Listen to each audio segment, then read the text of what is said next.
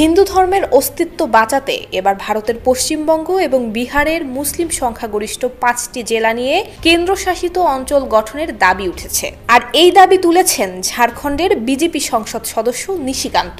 তিনি বলেছেন, মুসলিম অনুপ্রবেশে হিন্দু ধর্মের অস্তিত্ব সংকট দেখা দিচ্ছে, আর এই সংকট ঠেকাতেই এমন দাবি করেছেন বিজেপির এই নেতা।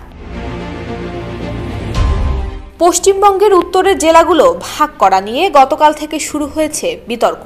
বুধবার প্রধানমন্ত্রী নরেন্দ্র মোদীর সঙ্গে দেখা করেন বিজেপির রাজ্য সভাপতি সুকান্ত মজুমদার। বৈঠক শেষে তিনি উন্নয়নের স্বার্থে উত্তরবঙ্গের 8 জেলাকে উত্তর পূর্বের সঙ্গে যুক্ত করার দাবি করেছেন প্রধানমন্ত্রী নরেন্দ্র মোদীর কাছে। তিনি বলেছেন, পশ্চিমবঙ্গের উন্নয়নের স্বার্থেই প্রধানমন্ত্রীর কাছে এমন দাবি করেছেন তিনি।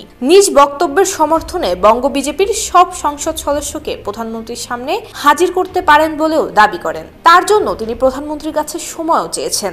এই মন্তব্যের পরদিনই লোকসভায় সরাসরি বাংলা ভাগের দাবি তোলেন নিশিকান্ত দুবে। নিশিকান্ত বলেন, জনবিন্যাসের ভারসাম্য বজায় রাখার কারণ দেখিয়ে বাংলার মালদা, মুর্শিদাবাদ জেলাকে কেন্দ্রশাসিত অঞ্চল করে দেয়া হোক।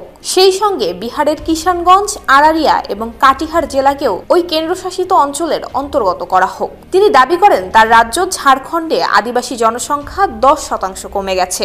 বাঙালি অনুপ্রবেশকারীদের সঙ্গে আদিবাসী মহিলাদের বিবাহের সংখ্যা বৃদ্ধি পাওয়াতে এই সমস্যা তৈরি হয়েছে বলে দাবি করেন নিশিকান্ত।